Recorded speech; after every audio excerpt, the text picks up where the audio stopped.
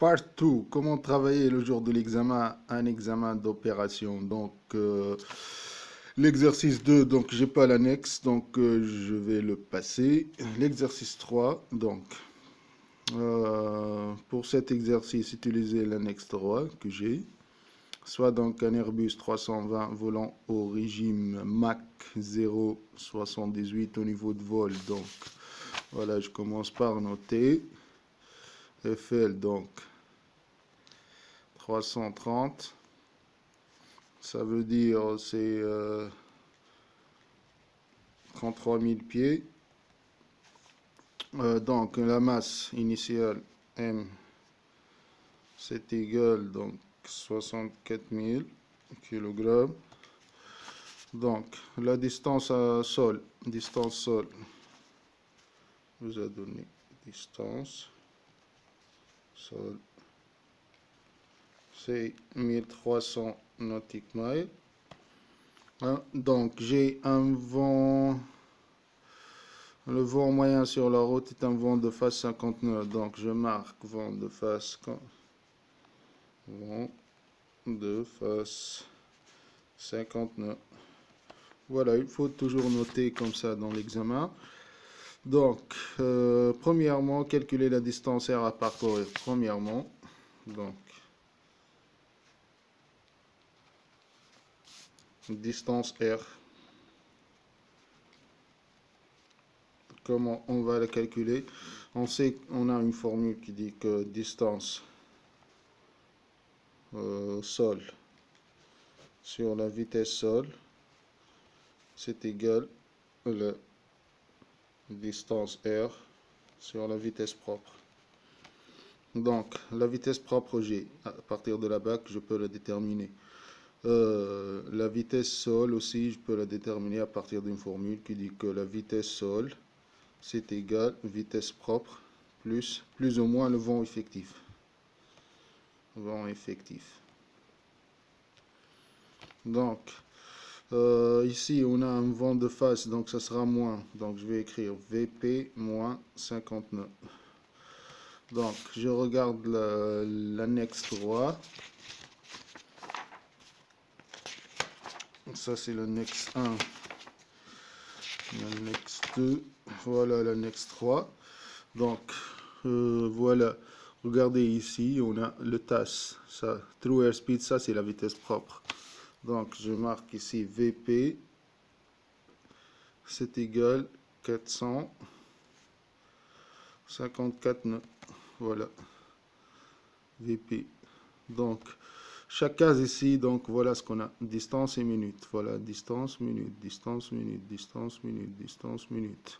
Donc ici, on a les différents masses. Voilà, notre masse, c'est la masse initiale de l'avion, 64 000. Voilà, je cherche 64. Voilà, donc je vais travailler sur cette case-là. 64 000. Voilà. Le point 2, ça veut dire 64 200. Voilà, 64 200, c'est ici. Et 64 400, voilà. Point 4, ça veut dire 400. Je multiplie par 1000. Le 0,2 fois 1000, ça donne 200. Le 0,4 fois 1000, ça donne 400. Et comme ça. Voilà. Ça, ce sont les divisions. Hein.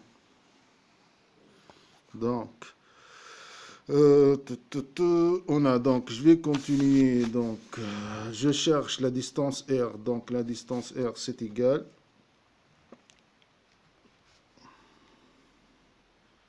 Distance R, c'est égal. Donc, distance sol sur vitesse sol.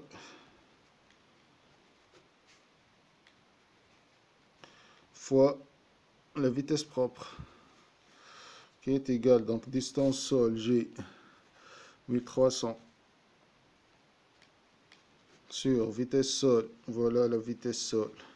Je peux la calculer maintenant, qui est la vitesse propre, 454 moins 50. C'est égal 404 nœuds.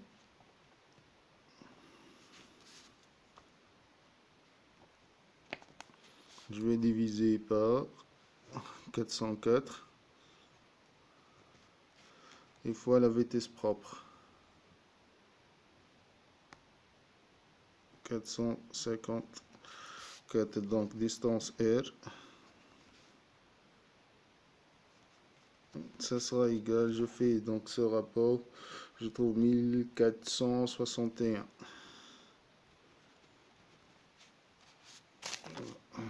Je vais vérifier. 1300 divisé par 404 fois 454. 1460, c'est ça. Voilà. Donc, distance, c'est en nautical mile. Voilà, premièrement. Deuxièmement, qu'est-ce qu'il nous demande? Deuxièmement, calculer la quantité de carburant nécessaire pour effectuer ce parcours. Donc, quantité de carburant. Donc, voilà comment déterminer la quantité de carburant, c'est-à-dire le délistage. Voilà, je dis que la masse initiale, c'est 64 000. Et je cherche le potentiel avec cette masse qu'elle peut parcourir l'avion à partir de la bac. Voilà, avec 64 000, voilà le potentiel. C'est 4000. Je sais pas si c'est clair. 4000, voilà. 4852. Voilà. 4852 nautic miles. Et je fais moins ce que j'ai trouvé ici, la distance R, moins 1461. Voilà, je vais le faire ici, 4852 moins 1461, 3391. Voilà, c'est en nautical mile. Voilà, c'est 3391. Donc, je cherche cette valeur de la BAC. Voilà. 3391, voilà, je cherche 33, la plus proche valeur, 3391. Voilà, la plus proche valeur, c'est ça, c'est 3388. À peu près, donc, ça lui correspond à une masse de 56 400. Voilà, 56 400. Je marque ici, je fais un flèche comme ça, 56 400 kg. Ça, c'est la masse finale. Pour le carburant, donc on cherche le carburant. Carburant, ça sera égal, donc masse initiale moins la masse finale. Ça sera égal, donc 64 000 moins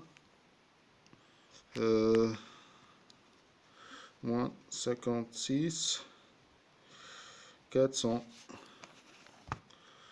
Et je fais donc 64 000 moins 56 000. 56 400.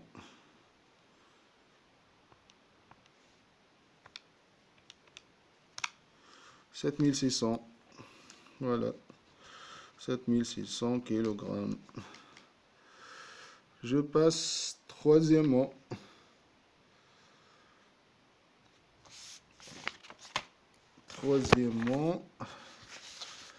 Donc, calculer le temps de vol nécessaire pour effectuer ce parcours. Le temps de vol, donc, le temps de vol, c'est simple. Donc, voilà, troisièmement. Temps de vol, ça sera distance. On sait que vitesse égale distance sur temps. Donc, le temps égale distance sur vitesse. Distance sol sur vitesse sol.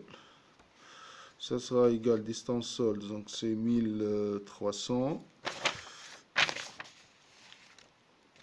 Distance sol 1300 sur la vitesse sol que j'ai trouvé 404. Sur 404.